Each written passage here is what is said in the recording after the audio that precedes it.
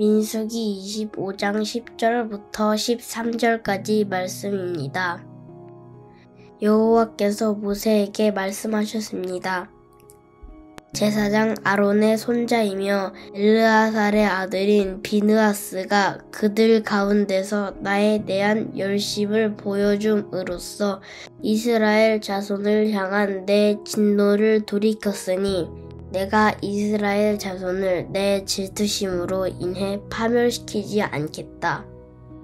그러므로 내가 비느하스와 평화의 언약을 맺는다고 말하여라. 비느하스와 그의 뒤에 오는 후손들에게 영원한 제사장직에 언약이 있을 것이다. 이는 그가 자기 하나님을 위해 열심을 내서 이스라엘 백성들의 죄를 속해 주었기 때문이다. 아멘. 발람 선지자가 발락 왕에게 알려준 이스라엘 민족들의 약점은 바로 하나님을 쉽게 잊어버리는 것이었습니다.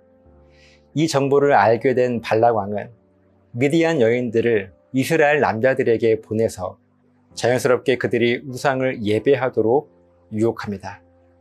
그리고 이스라엘의 약점이었던 바로 그 부분이 무너졌고 결국 하나님을 잊어버리고 말았습니다. 이에 하나님은 진노하셨고 하나님의 진노로 24,000명이 죽임을 당하게 되면서 하나님의 진노는 그제서야 멈추게 되었습니다. 그리고 하나님께서 모세에게 11절을 말씀하십니다. 제사장 아론의 손자이며 엘르아살의 아들인 비느하스가 그들 가운데서 나에 대한 열심을 보여줌으로써 이스라엘 자손을 향한 내 진노를 돌이켰으니 내가 이스라엘 자손을 내 질투심으로 인해 파멸시키지 않겠다. 이스라엘 민족들이 우상 앞에서 절하는 모습을 보고 하나님께서도 진노하셨지만 하나님과 같은 마음으로 죄악된 이스라엘을 바라본 사람이 있었는데 바로 아론의 손자 비느하스라는 인물이었습니다. 하나님께서 비느하스를 높이시는데 죄에 빠진 사람들 가운데서 하나님에 대한 열심을 보여준 사람이라고 그를 높이십니다.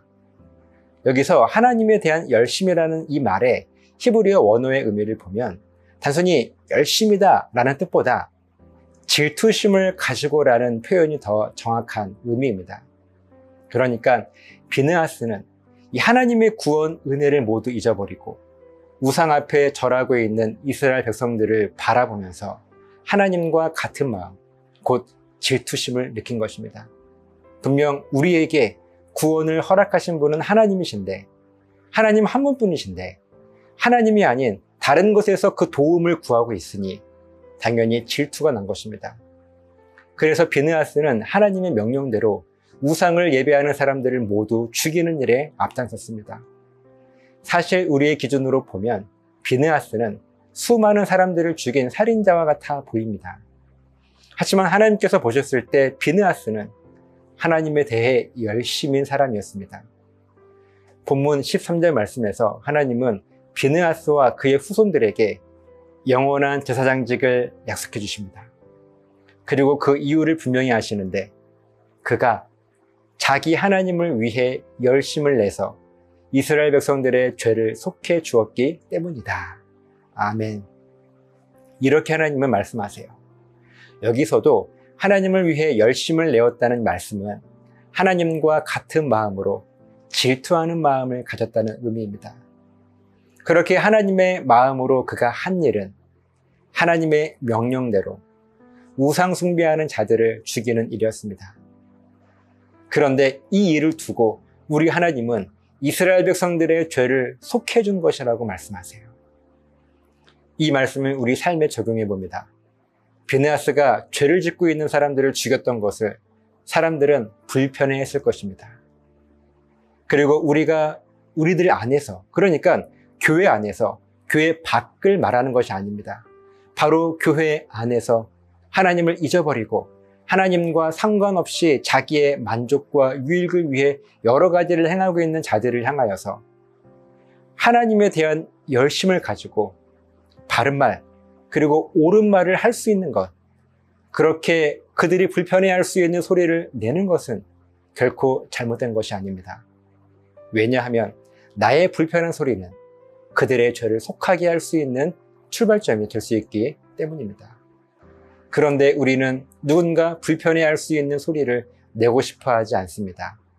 왜냐하면 누군가 내가 낸 이 불편한 소리 때문에 내가 손해를 보거나 불이익을 당할 수 있기 때문입니다. 하지만 우리가 하나님의 마음을 갖게 된다면, 우리 안에 하나님의 열심이 있다면, 당연히 하나님만 바라보아야 할 우리들이 하나님이 아닌 다른 곳을 바라보고 있는 모습을 보게 될 때 질투심을 가지게 될 것이고, 아무리 사람들이 불편해하는 소리를 할지라도 당당하게 그들을 향하여 이 불편한 소리를 낼 수 있는 결단이 필요합니다.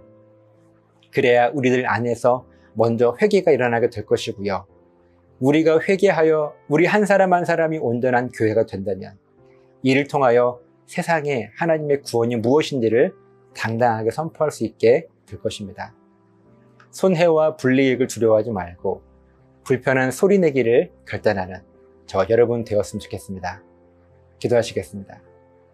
하나님, 하나님을 외면하는 자들, 하나님을 잊고 살아가는 우리들 안에 다른 지체를 바라보게 될 때 그들을 향하여 불편한 소리를 낼 수 있는 믿음의 용기가 있게 하시고, 이를 통하여 교회가 먼저 온전하게 서며 결국은 교회를 통하여 하나님의 말씀이, 또 하나님의 나라가 이 세상 가운데 선포될 수 있는 그런 귀한 은혜를 허락해 주시옵소서. 감사드리며 예수님 이름으로 기도합니다. 아멘.